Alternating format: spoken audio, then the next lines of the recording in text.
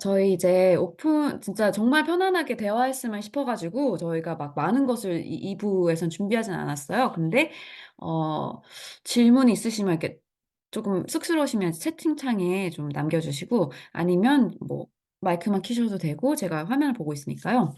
그렇게 참여해 주시면 될 것 같습니다. 일단은, 지금 마이크를 급하게 켜시는 분이 없으니까 저희가 그 사전 그 신청서에 질문이 있으시면 남겨달라고 그 했었는데 딱 한 분이 신청하시면서 남겼다고 하더라고요. 그래서 그 질문으로 먼저 시작하면 어떨까 싶어서 제가 한번 진행해 보도록 하겠습니다. 먼저 그 첫 하나의 질문을 사전에 받은 것이 제가 먼저 읽어드리도록 할게요. 그 경기 불황 시대, 오프쇼어링, 리쇼어링 시대, 보호무역주의 시대를 맞이하고 있는 지금 국제적인 레지던시의 의미는 어떤 것일까요? 팬데믹이 없던 경기 호황 시절의 이상론과 지금의 현실과 어떻게 조응할 것인지의 문제가 어렵게 느껴집니다. It's a great question. So thank you to the person who posed it. There has been a significant sort of reckoning of the idea of the global since the pandemic, of course, and along with that, a reevaluation of residencies. In the beginning of the pandemic, there were a lot of digital residencies, which were created as ways for us to move forward with our work in this moment of the lack of possibilities to travel.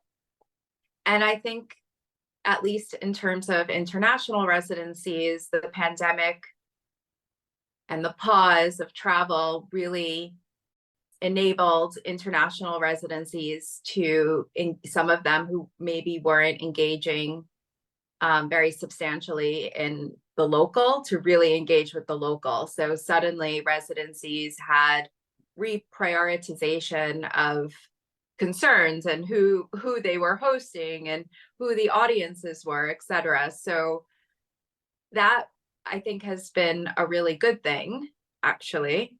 And we can't answer this question, of course, without, at least from my own perspective as being someone who lives in the United States, that there's going to be a big wave of,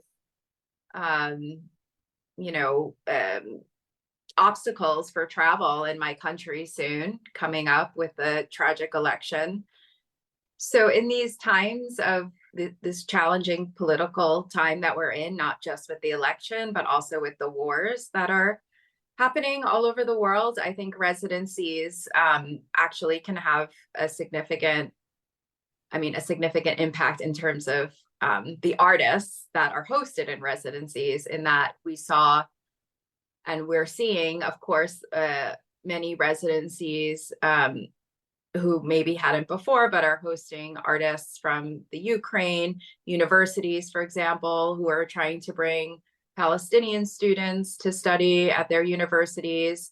In 2016, ISEP acted as a sanctuary space, meaning that when there was the deportation of immigrants in the United States, they could come. I mean, it didn't occur, but the idea was that we were open to anyone and would protect them from ICE, which is the governmental branch that would deport people. So, I think residencies also have a potential to act as safe spaces in these particularly challenging times. Viviana, you want to add something to it? So as you said, I kind of moved and changed my environment around a year and a half ago, and I now live in a place called Derry in the north of Ireland. I don't know how many of you even know the place, but definitely is not a location as London or Seoul or New York could be, where you have a constant transient of people, because people are moving through these places, regardless if there are residencies or not, for lots of different reasons.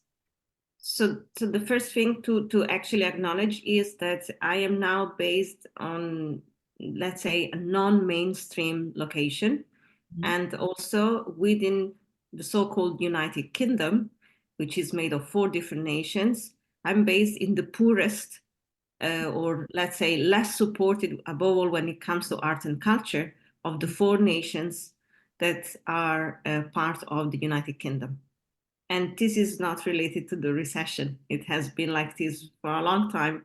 It's not a place of interest. I don't know how many of you know the story of this place, but basically we are not located on the Great Britain island. We are located on the Ireland island.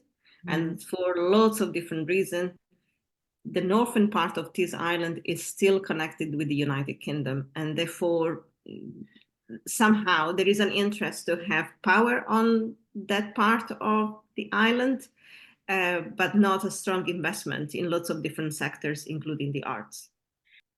And as you have noticed, I mentioned the funding relation of each residencies on purpose to somehow show that only 2 are really supported locally, and the other 2 are coming from councils or budgets that are non-related to the region where we are actually located. So for the specific environment in which we live and where we operate, we looked at residency as an enriching format. So they are both enriching us because we can bring in new ideas and different people from all over the world, but also they are an opportunity for the people coming to be paid for some work. And in order for us to make sure that that would happen, we applied as an organization for a sponsorship scheme, which is the legal requirement that art organizations should have in order for a residency to be seen as labor, and for the people that are in the residency to be paid while they are performing work.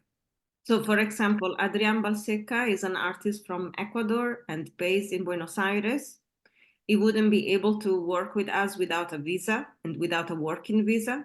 So thanks to the sponsorship scheme, we can facilitate that so that the artist can actually have a work opportunity that is with us. And at the same time, we are somehow enriched by the ideas of an external entity coming in a region that is, let's say, quite not invisible, but marginal in the sense that there are not so many contacts. We cannot encounter the same amount of people and diversity of people that you perhaps can encounter on a daily basis in London or New York or Seoul.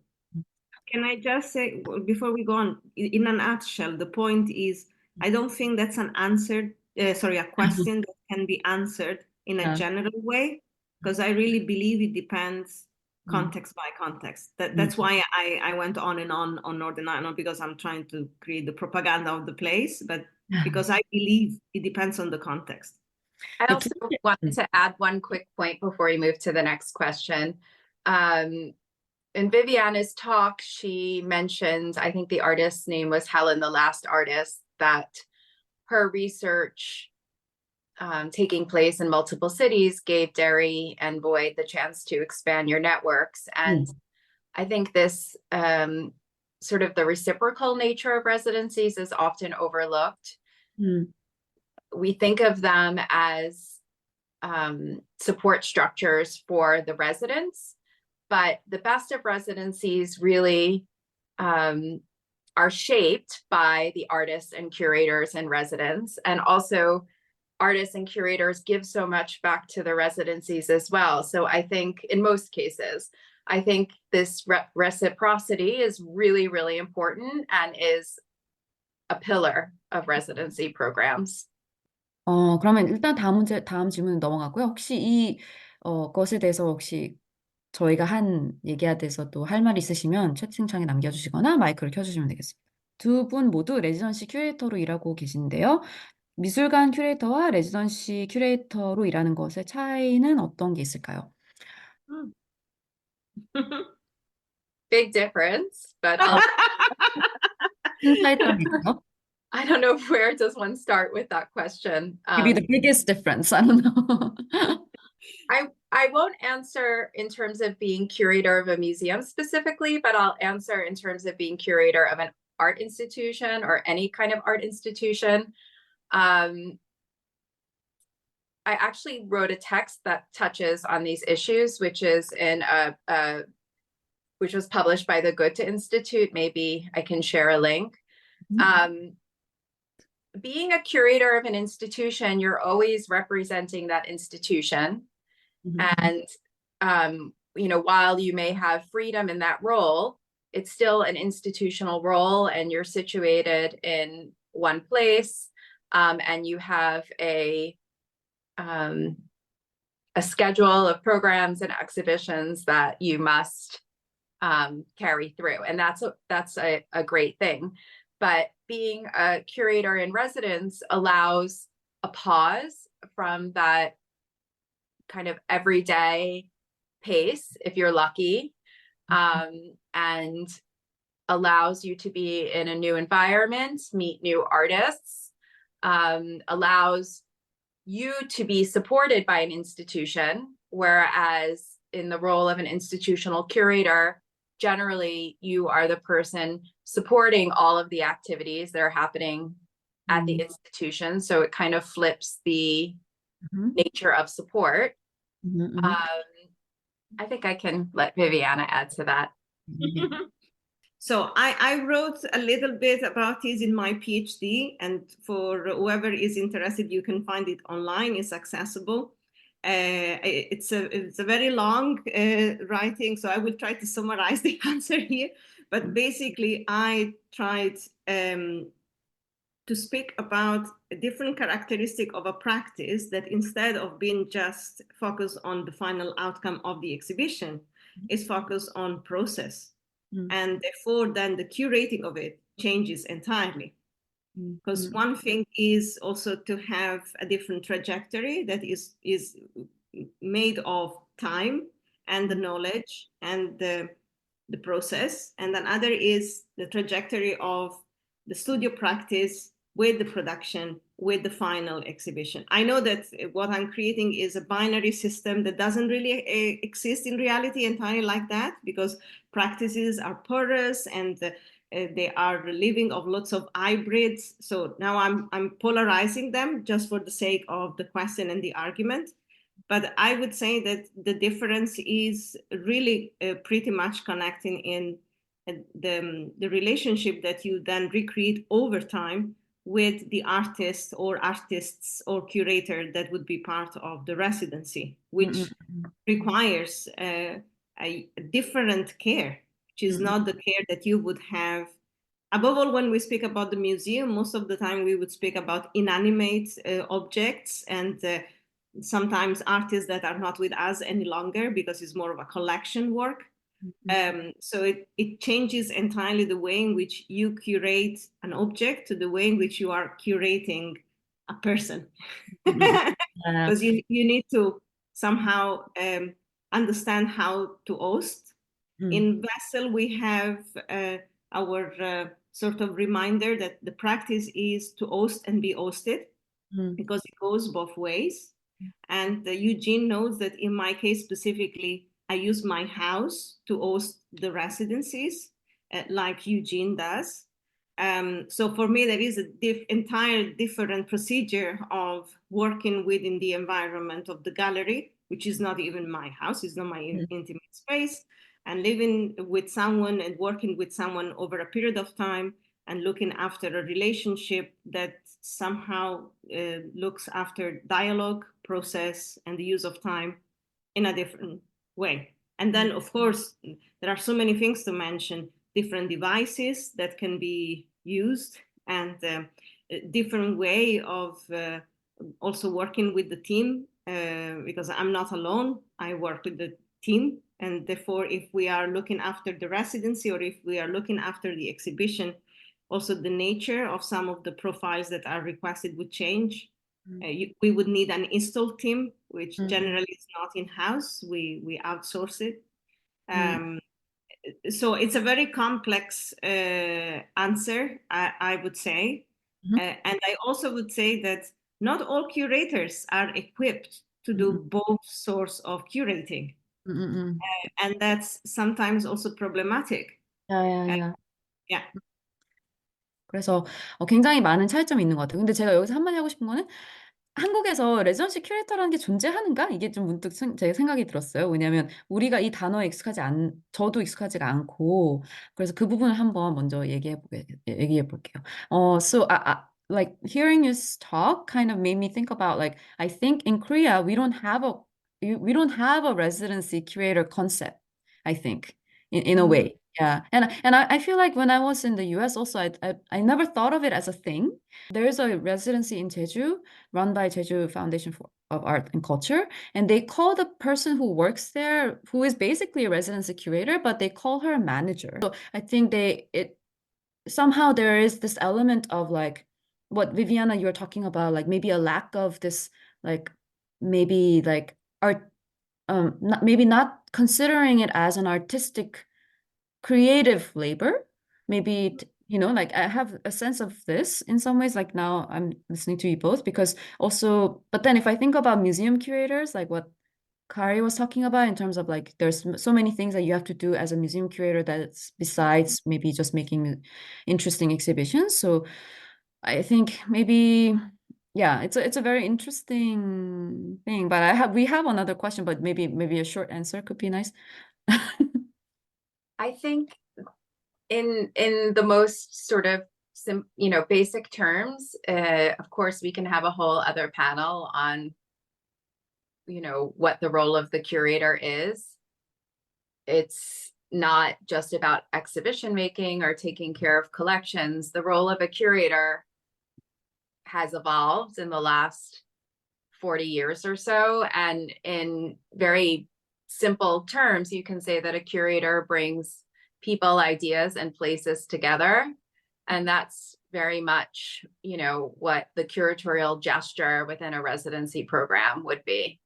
그래서 아까 그 비비아나도 얘기했지만 그 어떤 면에서는 과정에 집중하다 보니까 그러니까 미적인 어떤 결과물의 완성도가 떨어질 수 있겠죠? 그러니까 그런 부분에 있어서 좀 큐레이터라고 인지되지 못하는 부분도 있지 않나 이런 생각이 좀 들었습니다. We will move on to the next question or any burning comment, Viviana, on this topic? I wanted to add something connected with what Kari mentioned before, not in his last answer, but before that, most of the residency is really related with the trajectory that the artist in residence or the curator in residence is actually making for the residency in itself. And I think that that's a critical point to understand the ways of the differences of curating in a profile that is made quite a lot of authorship and ownership, since the changes from being just a conservator, someone looking after a collection, to being a more expansive role that is co-authors sometimes and co-producers of processes. When it comes to a residency where you need to accompany the process of someone else, is very different than you try to somehow develop your curatorial idea of an exhibition. That doesn't mean that you are still in need in an exhibition of figuring out way of co-working with whatever is part of the exhibition. But I think there is a whole rediscussion there of authorship and ownership due to the very process of and different processes of a residency versus exhibition making. But also that my answers on these are very biased because I don't see myself really as an exhibition maker. I've always seen myself as a curator of programming and alternative platforms and including residencies. So for me, the other form of curating, apart from being basic and perhaps not very exciting, is also not the most familiar in my own practice. So I'm potentially biased in my answers. Very, very interesting, but I will move on to the next question. It's asked in English, so I will say English first and then I will try to translate. It was interesting to hear how residencies may have acted as a sanctuary for artists from vulnerable communities. I'm currently in the US and feel concerned about applying for the opportunities in rural areas such as um, opportunities in rural areas versus urban areas, especially after the election because of safety. I have been trying to avoid the ones in red states, for example. Would you have any insights to share in regards to this by any chance? Kari? I don't have an answer. I'm sorry that the artist has to ask a question like this. I don't know. I don't want to make assumptions, but I think that, and I'm far less familiar with, red states. I know Japan better than I know red states. I don't want to make assumptions, but there are incredible residencies that are in rural communities.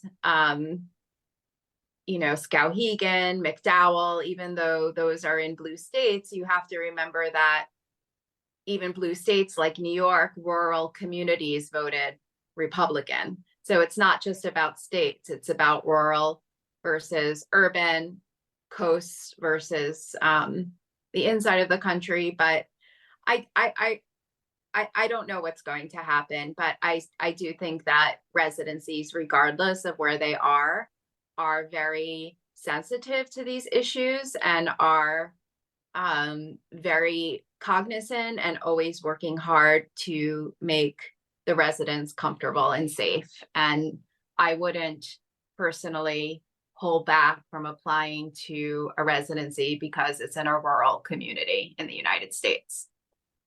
We are running out of time, but maybe just quickly jump to the next question, if possible. And then we'll have that as the last question. Happy that there are so many questions, though. This is also asked in English, so I'll say the English. Viviana and Kari, thank you for brilliant talks and your thought-provoking essays.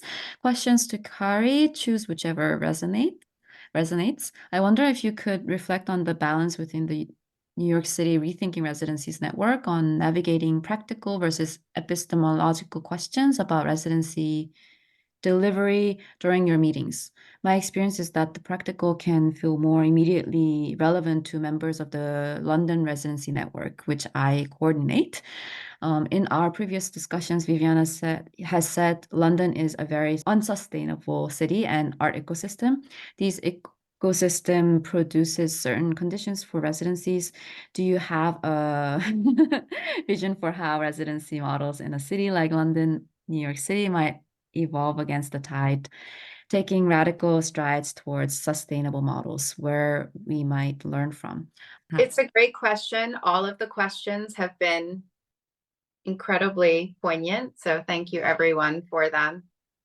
As I mentioned, there's not a lot of literature. I mean, there's much more on residencies. Last year, or actually this year, 3 new books were published, actually, which is quite an immense contribution to the field. So in terms of rethinking residencies, the directors and curators and managers, everyone working at residencies in New York learned by doing. And you don't have the same, and I'm sure it's been the same for you, Eugen, and you, Viviana. You don't really have a canon of best practices to go to. So one of the first initiatives of rethinking residencies was to share resources. And by resources, I mean very much the practical, as you mentioned, let's share all of our applications, let's share all of our residency manuals, let's share all of our evaluation forms and see actually all of this kind of administrative practice that really shapes the residency, what it is and how we can learn from each other and try and understand what best practices are in the field. So the theoretical questions were definitely there too, and are still there. Although at times the resource sharing aspect maybe was more immediately necessary. I would add to that the first PhDs on residencies have been published just in the last few years, and those are very important. And to quickly answer the New York, London question, the cities that are economically totally unsustainable for artists, my answer is really simple. Residencies need to own their own real estate. And they need to look beyond, I mean, they need to still, we're talking about two places without, and New York less than London, two places without major government support for the arts. So beyond looking for strands of funding that are in the realm of cultural exchange, I think residencies also need to follow some museum or art institution funding models. So increasingly residencies are being funded by, foundations that may not have thought to fund residencies before, that were funding more exhibitions and programs. And I think this question is, now I'm thinking through it, related to the question of the kind of theoretical ideas around residencies. The more research and the more thinking that's published, the more there is an understanding of the really critical importance of residencies, and the more funders that are become interested in funding them. So personally, I've seen an increase, maybe like a decrease in the amount of funding, but an increase in the number of foundations interested in supporting residencies. Maybe Viviana, you can have a brief comment on it, because I feel like you would have something to say about this topic. Yeah, so as mentioned before, I'm a strong supporter and believer in the London Residency Network, which is a platform that I think also wouldn't exist without the encouragement and the initial support of Kari, because together with Gareth Bell Jones, who is the director of Flatham House, we had a meeting with her now in 2022, figuring out how is that we could create something similar to Rethinking Residencies, but in London. And lots of different things have happened since then. And my whole point about how is that things could be more sustainable is focusing on the network itself. As Kari was saying, they were sharing resources, for example, and figuring out how to really help each other. So I would say, when we understand that the ecosystem in which we live is unsustainable and is also based on more and more austerity, the only answer that comes to my mind is commoning. So how is that we really find strategies for commoning residencies, and do that between residencies that already exist, because I do understand that they have all different profiles in London and the reason to be what they are. And they are connected with lots of different dynamics, either because of the neighborhood where they are, or because of the network that they have created based on patrons, or based on governmental funding. It could be anything. So I'm not trying to suggest we need to fuse them and to merge them and therefore avoid for their existence, but that there must be a way in which there could be more co-programming and co-production, and also to include in that academic platforms and the museums platforms that perhaps can fill the gap of those things that residency cannot offer due to scarcity at the moment of different resources. So for me, that is the key, is to figure out how we use commoning and how we implement solidarity rather than competition in contexts that have already got more than enough when it comes to residencies, if you know what I mean. And how we use what we have got in order to reshuffle it. Because instead of repeating the same formats over and over again, when we have understood that we have leaks and waste of different resources and ideas, like how is possible to contain them and make sure that we are efficient with the use of anything, travels, event, and That's in my mind, and it's not something that you would perform as an individual or as an organization. It can only happen if a group of people are actually committed to do this together. And I would love to see that happening in London.